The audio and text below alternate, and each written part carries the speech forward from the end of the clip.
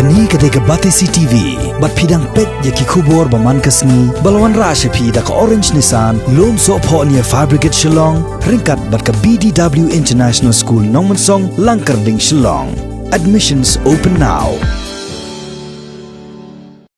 Hadin ka jingyos ngaw, ya ka jingtnom na kibabuan balang. Kaya ka baka sorkar ka don banjuba balor kani.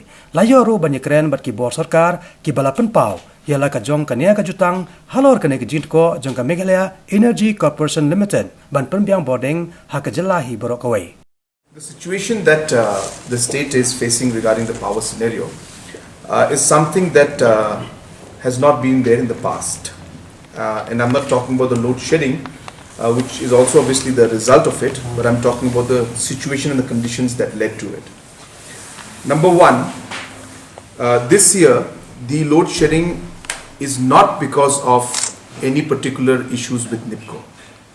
In fact, with NIPCO, this MECL has been paying on an average 65 lakhs per day since August 2019, which is touching an amount of over 100 crores already in the last 4 months' time.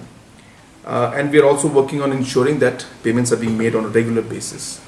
Even in the last financial year, an unprecedented amount of 170 crores was paid to NIPCO.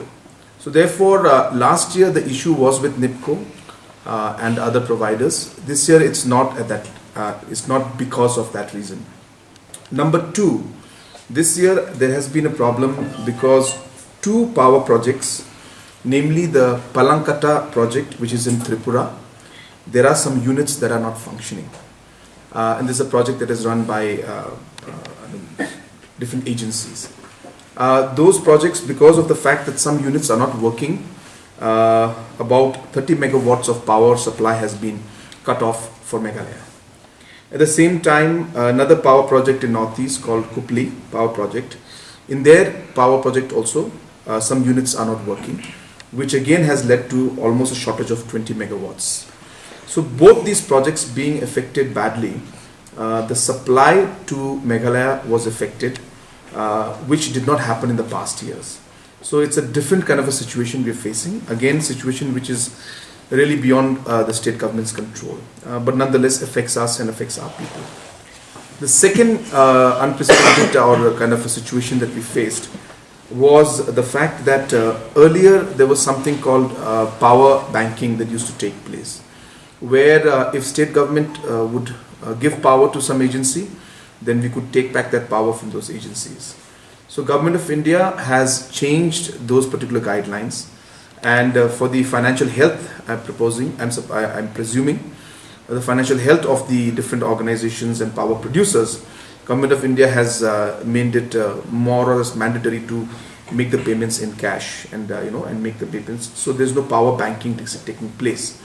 Now, what has happened? Why it has hit us at this time is because this notification came out a few months back, but we had given our power to certain organizations in the month of June, July, when the rain was there. But then when the order came out, now those organizations are not able to give the power back to us in terms of the banking that we had with them earlier, which would have to a large extent allowed us to resolve the issues. So therefore, in order to facilitate this particular power banking situation that has arisen, we need to open up an LC with these organizations. And we are on the job right now. Today, in fact, that was one of the main decisions we took, that we should immediately open up a LC with them and try to figure out on how we could retrieve the power back which the state government had given, or rather MECL had given at that point in time. So these are the reasons why this kind of situation has happened. But overall, we are working on it. Today was a very important meeting we had, and we managed to get an idea of all these points that were there. But apart from that, of course, we are quite positive that we should be able to find a solution. But there are a few more people I have to speak to regarding this issue, and once I speak to them, I think the picture will be clearer. But I think as far as the situation goes, we are getting positive response, and if what points we're working on materialize within the next 24 hours, then we should be able to see a major relief from the load shedding in the next maximum 7 to 10 days time, But if we are given the assurance, then even the relaxation of the power short cutting, the load shedding can even start tomorrow, because then we'll be able to use our own generation and the own water levels that are there in Umiam to produce more power for the time being, because we know that we'll get the power after 7 days, 10 days. So all those managements are being done. At the same time, there are a lot of efforts being made by MECL also to ensure that proper system and efficient system comes in into MECL. We do have issues because we have got very high AT&C losses, which touches almost about 30%, and which has been there for quite some time. And these AT&C losses are one of the major reasons why we are having the energy, but we lose it, and it's not being able to be used for productive purpose. So we can improve that by installing proper technology, things like smart meters. And we have, of course, MECL has decided on going ahead with that, and we should be seeing in the next few months' time, hopefully we should be able to complete it soon. But process, of course, has started, and the tenders and all these things will be called, procedure will be followed, and about close to 1.8 lakh smart meters will be installed in mainly in Shillong area and the rural areas around here, suburban areas. And the same time, there are a total of 4.57 lakh consumers in the state of Meghalaya, and Shillong alone has about 1.03 lakh consumers. So under this project, which is funded by ADB, will be covering 1.8 lakh consumers, and the rest we propose that we should go in a PPP mode. And if this can happen, then I think it will lead to a large reduction in the AT&C losses that we are facing. Apart from that, of course, there are many other developments that are taking place regarding the different dues that are there. As I said, I'm happy to inform you that a lot of steps have been taken from the MECL to clear a lot of the dues that are there for NIPCO. And in fact, you will see that the amounts that were there in the past 5-6 years, of course, if numbers are required, then I can give the numbers also. So we had seen almost close to the dues were at 243 crores in 2012-13. In 13-14, it shot up to 355 crores, and in 14-15, it shot up to 400 crores. In 2015-16, it shot up to 500 crores.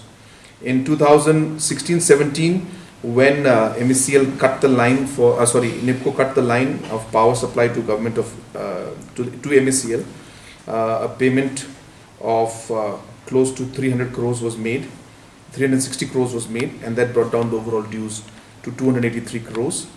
In 2017-18, the dues again shot up to 470 crores. From 283, it went again to 470 crores. And then 2018-19, it jumped from 470 crores to 625 crores, and this 625 crores. And well, this is the whole period of 18-19. And this year itself, 2019-20, the dues have reduced to 622 crores. So from 625, it is reduced to 2, because we have made payments of over 174 crores in this one financial year itself. So it's been, as I said, building up, piling up. But I think regular payments, as I was mentioning, in the last 6 months has been regular payments of almost close to 65 lakhs per day, has helped to reduce has helped to keep the level almost at the same amount, even though the whole year is passed. In fact, it has reduced it by a few lakhs, few crores. But again, as I said, it's been a problem that has been building up for quite some time. But we are working towards finding a solution to this particular issue. We have asked the MECL to give me those numbers in detail, not only in terms of consumers, home users and commercial users, area-wise commercial users, area-wise home users, and district-wise. What are the dues? What are the amounts that are being consumed, and how much has been billed, and how much is pending. So this report has not come. So today, in fact, in the meeting, I've asked for all these reports. I should be getting it in about a day or two. And I think these reports are very important because they allow us to take decisions in the most effective manner. Now, for example, if we don't know these datas, then if you put smart metering in locations where it does not matter at all, then it's not going to have the impact.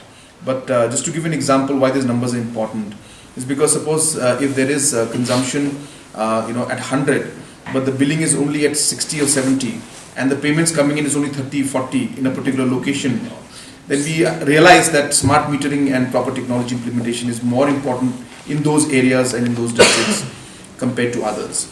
So you're right, these numbers are still due in the sense that the department, the MECL will be giving it to me. But I can inform you and tell you that it is the industrial areas which actually end up paying more to us. We get a lot, for example, Bernihat area alone every month adds to almost close to 33% of the revenue that we get every month, just one area. We have discussed it in the cabinet also unofficially today. We realized that the hours were long, so therefore we have decided that we're going to work towards telling MECL to reduce it. So let us hope. I think today's MECL is working on a few things. I think by tomorrow we'll get the detailed results of how we'll be able to improve the overall situation. But as I said, that it's very important to know, and for people also to know, that this is not because of the NIPCO issue as much as it is. And yes, NIPCO issue is there. We have a lot of payments due with them. But last year we faced a lot of problem because of NIPCO. But this year it's not because of that. This year, as I said, it's mainly because of two major power stations. So I really urge our citizens also that we must ensure that we also become responsible at our level. Using energy efficient mechanisms like LED lights is very important. LEDs can help us save almost 70-80% of our power. Don't use energy when it's not required. Be very responsible towards usage of energy. Try to see if you can have solar power energy, usage, renewable energy usage in your houses also. I think it's very important. And I think to all the consumers and all the commercial consumers as well as home consumers, I would also like to mention that it's important that you pay your bills on time also. So I think these things will help to a large extent to streamline MECL. And I think we all are trying our best. I think even the consumers and the public also can play their part. We have also started to work on ensuring that we have solar projects that are going to be put in place. So Government of India has agreed to fund a project where 121 government institutions will have solar panels in them, and all those institutions will also have net metering fixed in them. So these will include the Secretariat. It will also include the Chief Minister's bungalow and other bungalows out here. It will include a lot of PHCs and CHCs. It will include some government offices in rural areas. And the idea is to really give power to some areas which are not having the power. At the same time, it's also to ensure that the excess power can be put back into the grid. For example, in the CM bungalow, we have already installed the solar panels, and we're quite confident that the CM bungalow should be becoming one of the first houses or buildings in the state to be an energy net zero energy building, which means we will be giving back more into the grid than we'll be taking from the grid. And if all government offices can start becoming net zero energy buildings, I think that would be something that would really help the overall power situation in the state. And this is something we're targeting. So we're starting off with 121 such places, buildings, which will be throughout the state in different locations. And this is just the first phase. Tenders for them have already been finalized, and work is started, in fact, in 1 or 2 locations also.